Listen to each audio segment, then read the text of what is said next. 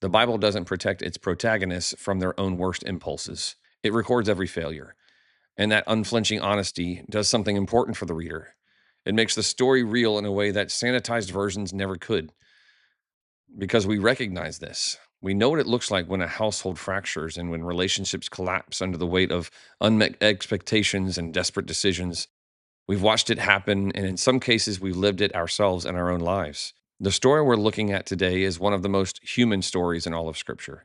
It takes place inside of a single household over the course of several decades, and it involves three women whose lives intersected with one of the most significant figures in the ancient world in three completely different ways, each of them carrying a different kind of pain, each of them leaving behind a different kind of legacy that most Bible readers have never fully traced.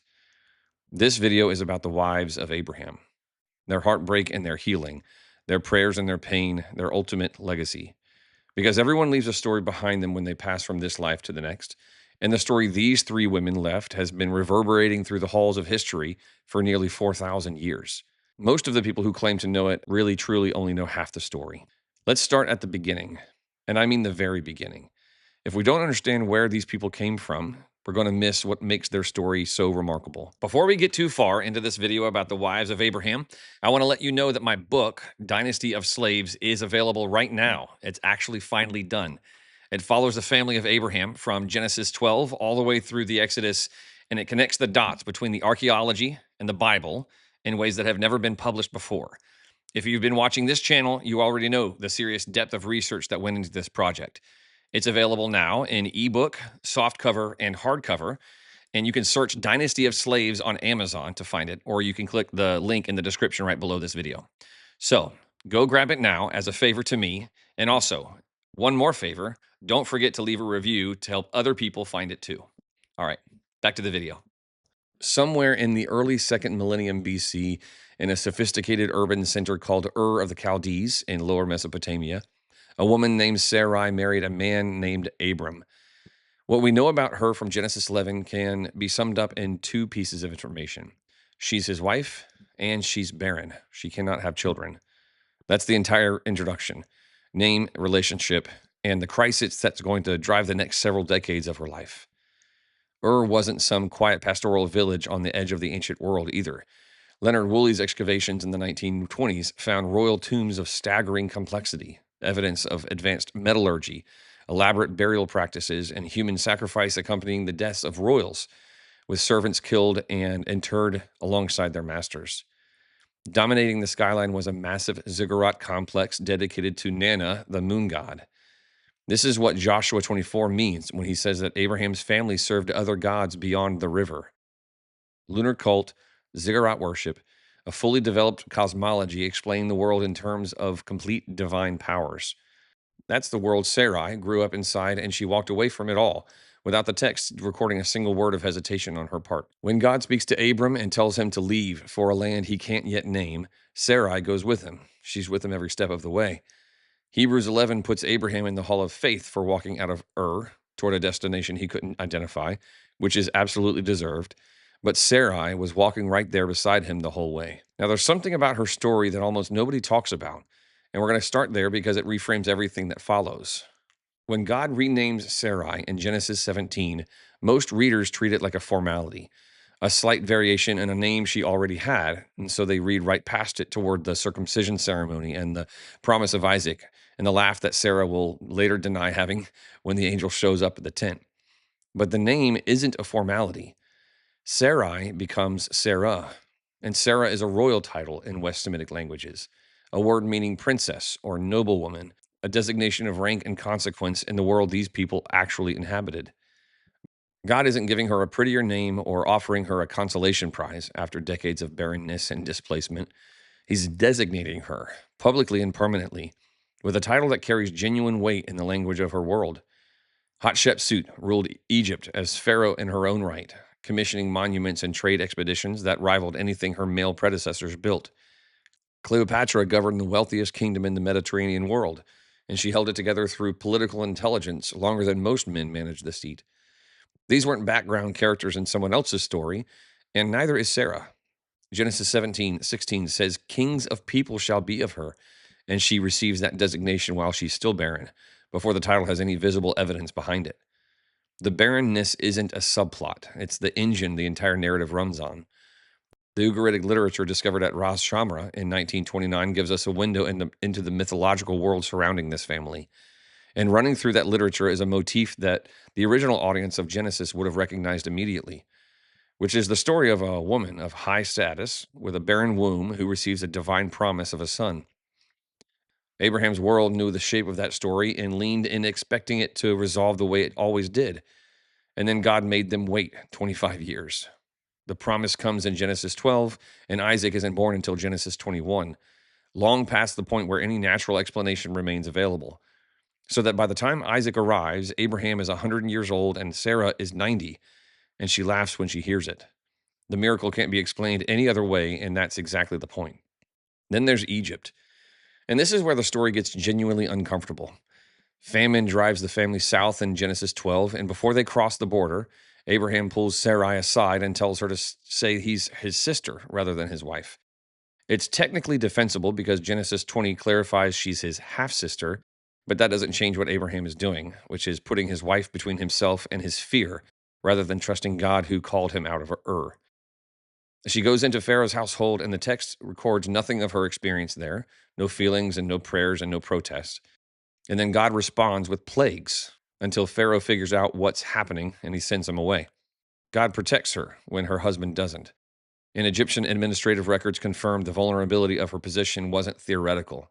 Taking a foreign woman of apparent status into a royal household was a well-documented practice in this world.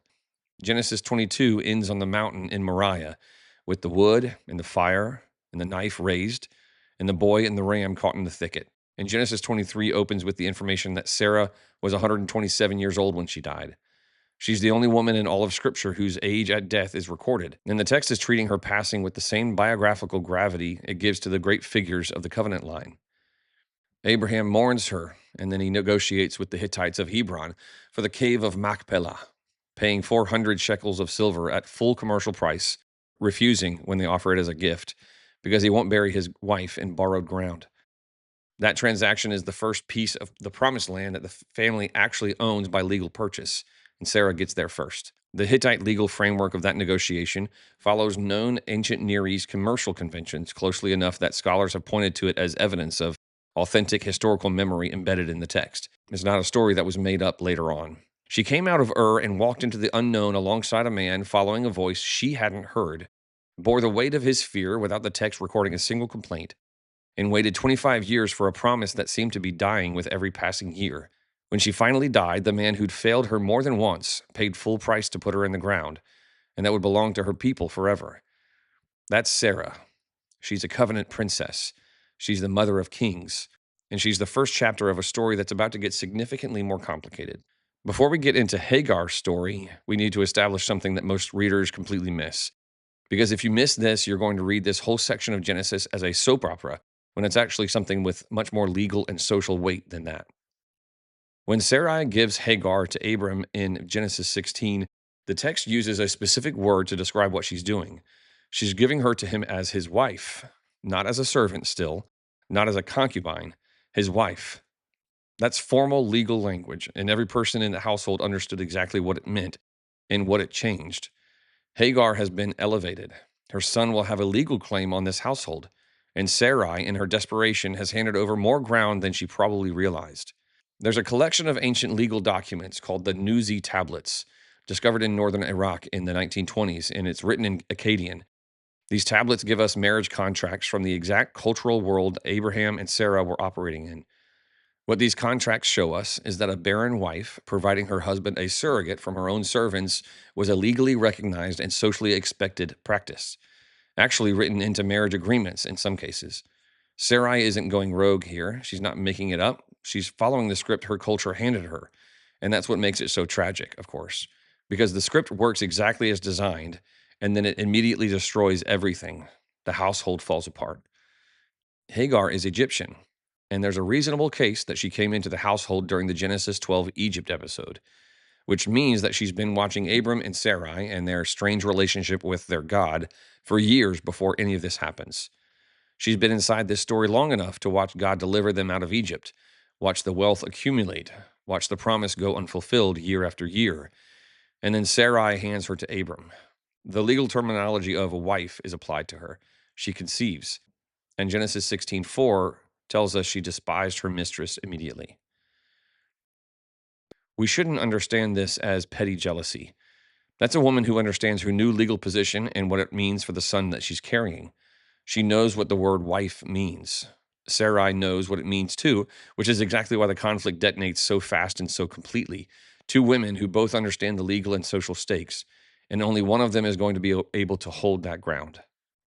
Sarai deals harshly with her, and Hagar runs. She's pregnant and she's alone, and she's headed south on the road to Shur, which is the ancient road toward Egypt, almost certainly going back home where she came from.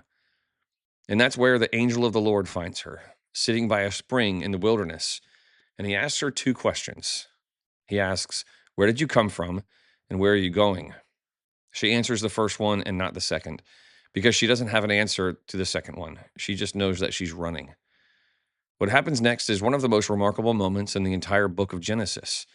The angel speaks to her, makes promises over her son, tells her his name will be Ishmael, and Hagar responds by giving God a name.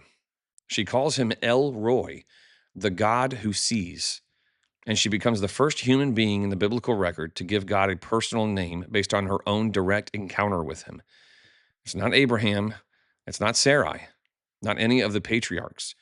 This Egyptian woman alone in the wilderness is the first person in Scripture to name God from her personal experience, and the text records it without embarrassment or qualification.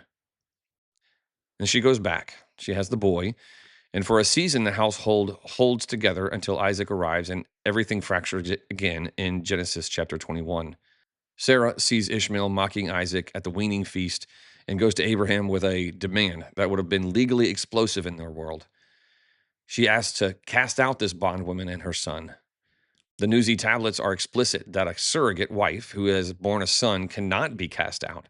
It's legally prohibited in the very framework Sarah used to justify the arrangement in the first place. And God tells Abraham to listen to her anyway. The legal framework of the ancient Near East says one thing and God overrides it, making a sovereign decision about the covenant line that supersedes the customs of the surrounding culture, while he also makes it clear that he hasn't forgotten Hagar or Ishmael. Abraham sends them away with just bread and a skin of water that doesn't last long in the wilderness of Beersheba. The water runs out, and Hagar puts the boy under a shrub and walks away because she can't watch him die. And the text says God was with the boy as he grew, which isn't describing a one-time rescue. It's describing an ongoing relationship with a boy who carries the name that means God heard him when no one else did. And so you have Hagar, who names God the God who sees, and then God names Ishmael the God who hears. And we see both of those things fulfilled in the nature of God, the character of God, when they're in the wilderness of Beersheba. The wilderness of Beersheba is real and identifiable geography, with ancient wells excavated and documented, and the road to Shur a known ancient trade route with archaeological evidence going back well before Abraham's time. It's a real place where a real woman sat down in the dirt because she couldn't watch her son die, and where a real God showed up and opened her eyes to the water she hadn't seen. That's where Hagar's story ends in the text. The first personal name anyone ever gave to God, and a son whose name is a testimony to the fact that God was listening even when no one else was. But if you've never read through Genesis in one sitting, you know that the narrative builds to an almost unbearable intensity through the binding of Isaac in Genesis 22.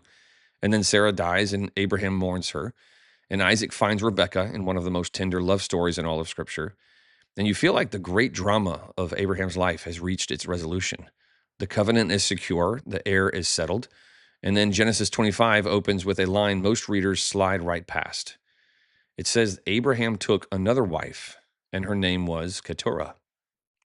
No preamble, no explanation, no indication of when this happened or how they met. Just the matter of fact statement that this man who buried his first wife and sent away his second took another wife, and she gave him 6 sons. And the text lists their descendants with the same genealogical seriousness it gives to the covenant line. Before we get into who those sons become, we need to talk about something that's lived inside the text itself for centuries. Genesis 25, verse 1 calls Keturah Abraham's wife, clear and straightforward. The same word used for Sarah and the same word used for Hagar. But 1 Chronicles 1:32 calls her his concubine. Same woman, Same sons listed in the same order, different term entirely. And the Bible doesn't resolve the discrepancy or acknowledge that any tension exists. In the ancient world, that difference wasn't a minor semantic quibble. A wife and a concubine were distinct legal categories with real consequences for status and inheritance. And the terminology determined what your children could expect when their father died. The text making room for both terms around the same woman is genuinely interesting, and it's not just a copyist's inconsistency. The rabbinic tradition couldn't leave it alone either. Some sources propose that Keturah and Hagar are actually the same person, that after Sarah died, Abraham went and found Hagar and brought her back and married her properly this time. It's a minority position that the text does not explicitly support, but the instinct behind it is theologically interesting, because what the rabbis were reaching toward is the idea that God's provision for Hagar didn't end in the wilderness of Beersheba, and that the story wasn't finished when Abraham sent her away. What is interesting is that all three women share the same word, Ishisha, or Isha, which means wife. They're all Abraham's wives, but each also carries a separate title. Sarah, something like Queen Mother when her name is changed. Hagar carries the name bondservant for years after that, and Keturah carries the title concubine. What I find interesting about that is they all share the same position as Abraham's wives, but they don't have the same status. The text is clearly saying that while Sarah and Hagar and Keturah are the same position, Sarah has a different status. She's much higher on the hierarchy. Now back to Keturah's name. In Hebrew, it connects to the root word for incense or fragrance, and that matters because of where her sons ended up. The Arabian incense trade routes running through the territories her sons will settle are among the most economically significant corridors in the ancient Near East, with frankincense and myrrh moving northward from southern Arabia toward Egypt and Mesopotamia along routes connecting the ancient world's great civilizations. Some scholars read her name as a geographic and commercial signal embedded in the text, which would mean she isn't just a comfort wife for a grieving old man. She's a connection to a geopolitical world that Abraham's descendants are going to be entangled with for centuries. Fascinating enough, my first video on this channel was about the descendants of Joktan, who also settled in that same area and are known to be involved in the incense trade as well. The most interesting son to follow is Midian. I've covered the Midianite connection to Moses and Jethro in a previous video, so we won't spend much time on that here. But Keturah's grandson becomes Moses' father-in-law, a priest who declares in Exodus 18 that the Lord is greater than all gods, and then he counsels Moses on governing Israel in ways Moses actually implements. The grandson of Keturah shaping the infrastructure of the covenant nation from completely outside the covenant line. But there's another Midianite moment that doesn't get connected to Keturah nearly enough. In Genesis 37, a company of Midianite traders passes through at exactly the right moment to carry Joseph down into Egypt out of that pit. Their camels loaded with spices and balm and myrrh, which is appropriate for where they settled. Abraham's descendants through Keturah, carrying Abraham's descendant through Sarah into this very slavery God will use to preserve the ancient world, where Hagar came from. The family keeps intersecting with itself across generations without any of the participants knowing it. And the thread runs straight back to this woman most Bible readers have never spent more than 5 minutes talking about. Then there's one more moment before we close out Abraham's story, and it belongs to Ishmael as much as it belongs here. But it's the last time that we see the full picture of what Abraham's family actually looked like at the end of his life. Genesis 25, verse 9 tells us that when Abraham died, Isaac and Ishmael buried him together in the cave of Machpelah, right beside Sarah. Ishmael had been sent away decades earlier, built his own life in the wilderness, fathered 12 sons who became 12 princes, and had no legal obligation to be standing at his father's grave. But he came back anyway. He stood beside the brother who inherited everything and put his father in the ground, and the text records it without the tension of drama or any suggestion of conflict between them. That's how Ishmael exits the biblical narrative. Present, honoring his father, standing beside Isaac without a single word of bitterness recorded. I can imagine that Hagar may have had some influence on his maturity in this picture. Now, before we close out, let's pull the camera back for a moment and look at what we actually have here. We have three women, three completely different experiences of life inside one of the most consequential households in human history. Sarah is the covenant princess who walked out of one of the ancient world's greatest cities on nothing but her husband's word, waited 25 years for a promise that seemed to be dying with every passing year, endured things the text doesn't fully describe, and never had the text record a single word of complaint from her. Hagar, she's the Egyptian, handed over by her mistress, elevated to a legal term that changed everything, cast out in violation of the very law that elevated her, and then met by God twice in the wilderness, an encounter so personal that she became the first human being in Scripture to give God a name, a personal name, from her own human experience with him. And then you have Keturah, who appears after the funeral without explanation, whose status the biblical tradition itself couldn't agree on between wife and concubine, whose sons quietly became the traders and priests and counselors that the covenant people would depend on for generations without ever connecting the thread back to her. God moves through all three of these stories without abandoning any of them. And that's worth sitting with because it keeps happening across the whole of Scripture. It isn't just these three women. Melchizedek is a priest of the Most High God with no Israelite lineage and no explanation for how he got there. Rahab is a Canaanite woman whose faith shows up in Hebrews 11 alongside Abraham and Sarai. Ruth is a Moabite who ends up in the genealogy of David and ultimately of Christ. Jethro is a Midianite priest, a grandson of Keturah, who speaks more clearly about the supremacy of God in one moment than most of Israel manages across generations. Naaman is a Syrian commander who goes home from the Jordan River healed and confessing that there is no God in all the earth but in Israel. The sailors in Jonah cry out to God and make vows while the prophet of God is asleep in the hold. This thread runs through the whole biblical narrative, and most people never notice it because they're reading the covenant line only, and they're skipping everyone else standing adjacent to it. But here's what that thread is actually telling us. The covenant line is the spine of the redemptive story, the specific through line that runs from Abraham to Isaac to Jacob to David and then to Jesus Christ himself. And that line is real and legitimate, and the whole of Scripture is organized around it. But the God of that covenant is not domesticated by it. He doesn't stay inside the lines his own people drew around him. He keeps showing up in places and among people that the covenant community assumed were outside of his attention, and the text keeps recording it without apology. Abraham himself is the original outside the line story.